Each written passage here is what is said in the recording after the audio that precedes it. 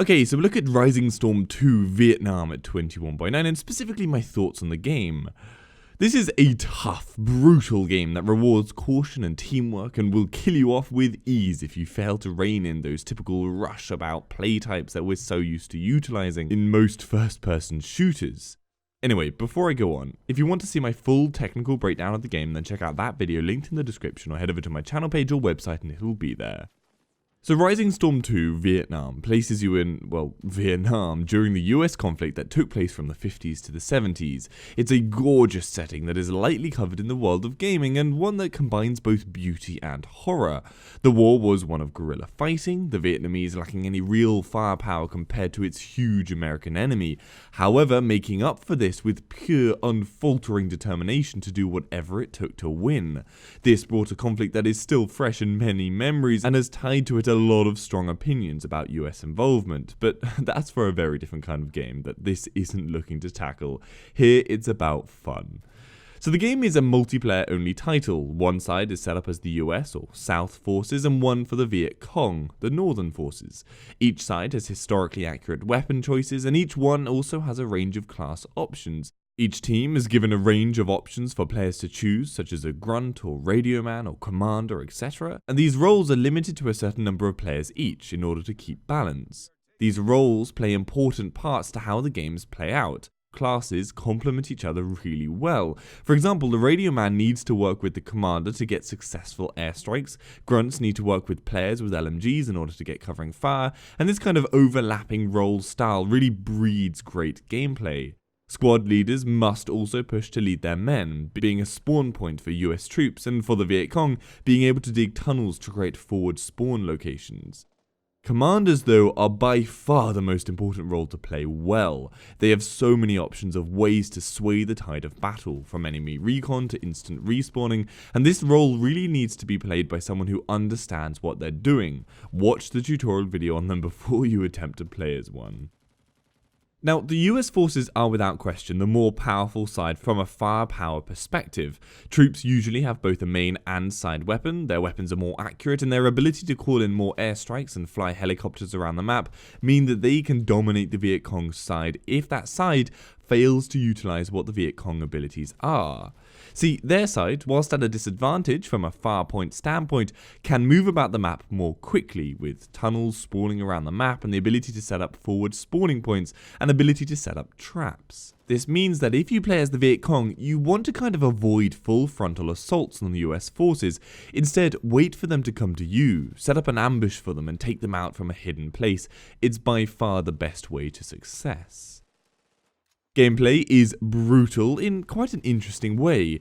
It removes the fluidity of games like Battlefield or Call of Duty and instead opts to make actions clunky, take time, purposefully difficult. It's not trying to be hyper-realistic, but it is trying, and succeeding very well I should add, to make you feel like you're really there. You are really fumbling to reload your weapon, you're really clambering over obstacles or holding a heavy weapon whilst you fire. Even basic things like the fact your weapon doesn't fire to the center of the screen makes your life that much more difficult. It feels more like real life in the sense that you have to guess roughly where you're firing when you're shooting from the hip, as you don't have anything to accurately aim with unless you take time to bring the weapon up to your eye. Weapons are also very powerful. A single shot can kill if on a vital organ, and it doesn't take many shots to the body to kill either, but that's balanced with the difficulty in getting those kills. I should also note that the game takes its time to notify you of a successful kill, a design choice to make you always question whether you actually made contact or the enemy is still at large if you can't see their dead body. Gameplay is challenging in other aspects as well. Your HUD doesn't indicate your bullet count, for example. Instead, you must manually check your magazine, which will bring up an indicator to show the rough amount of bullets left. The reason for this choice is reloading will change the entire magazine. It doesn't round them neatly into one bundle, and each magazine is an independent item. So if you reload a half-empty magazine, the next one might be full, but keep on reloading and you'll return to the half-empty magazine you swapped out earlier. It won't be magically filled up. This forces you to think, do you want to risk reloading at the expense of coming across that unfilled magazine later when you might not realize it's nearly empty and find yourself out of bullets just when you needed them? It's a fantastic mechanic that really adds to the stress. More so on the stress point, because every action is slower and more pronounced than usual FPSs, you stress when checking your ammo or climbing or, well, anything, because it takes time, and in that time you are vulnerable. When damaged, the gameplay has an interesting mechanic as well, wherein you can heal if you start to bleed. This bleeding rate will depend on the amount of damage taken to vital areas, and if you don't bandage quickly, then you will bleed out and die.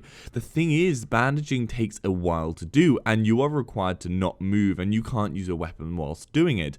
So what frequently happens is you're in a firefight, you take damage, are hurt, and so need to quickly retreat and find somewhere to bandage, but the stress comes from waiting for that enemy that you didn't kill to find you and kill you whilst you're defenseless. You can cancel the bandage at any moment if you want to defend yourself, but you'll need to restart the process again from scratch and you'll continue to bleed out.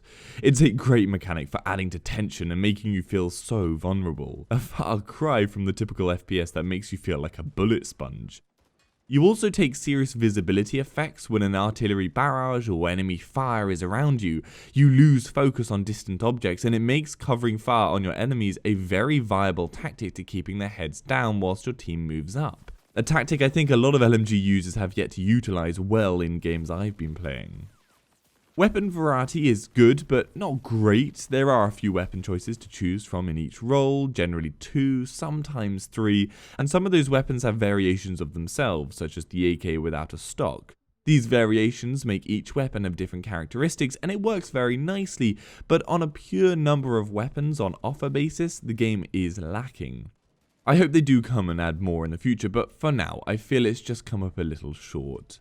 That said, the weapons you have got are brilliantly fun to use. From shotguns to flamethrowers, everyone feels deadly and slightly cumbersome to fight with. However, some smaller weapons manage to feel far easier to move with, whilst being at a damage per bullet disadvantage.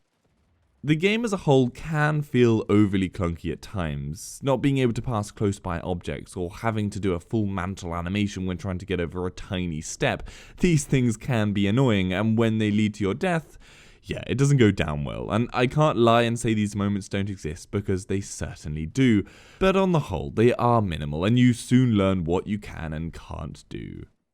A tip to note, the tunnel systems the Viet Cong use can be entered by the US troops, however they are forced to use a secondary weapon which puts you at a disadvantage. That said though, Viet Cong teams never expect to meet an enemy in a tunnel, so you can usually easily win a firefight with your pistol as you catch them so by surprise.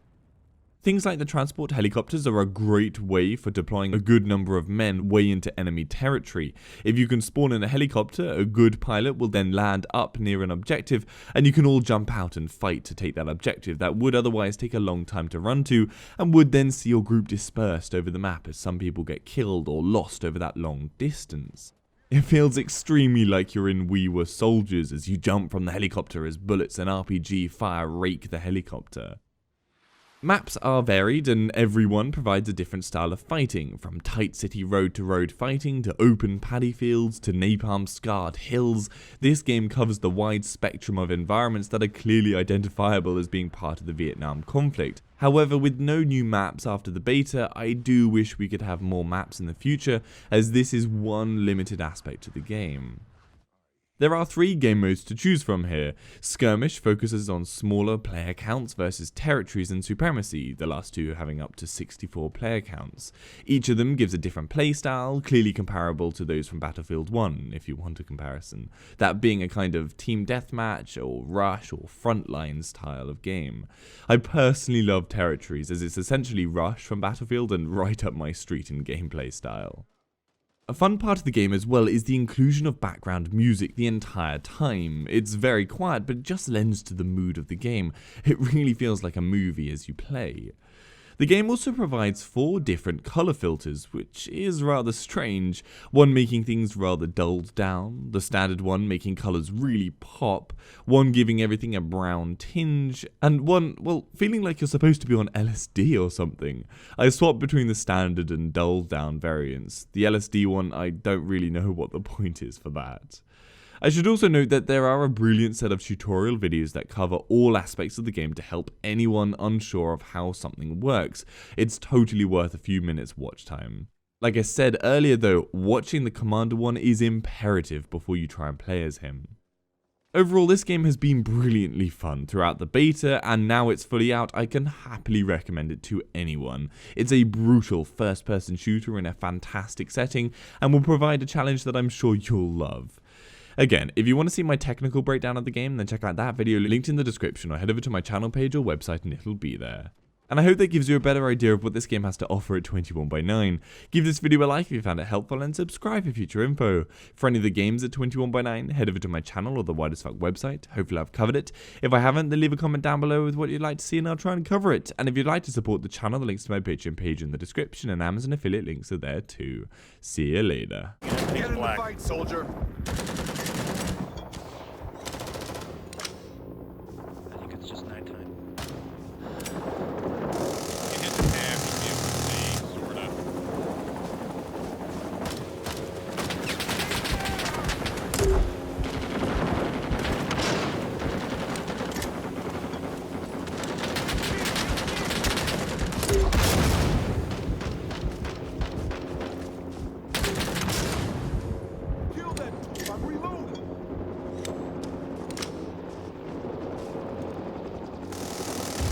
I just have to get back in and out of a helicopter. We are taking Foxtrot. Yeah, that'll do it too.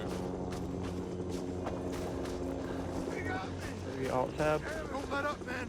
We got this.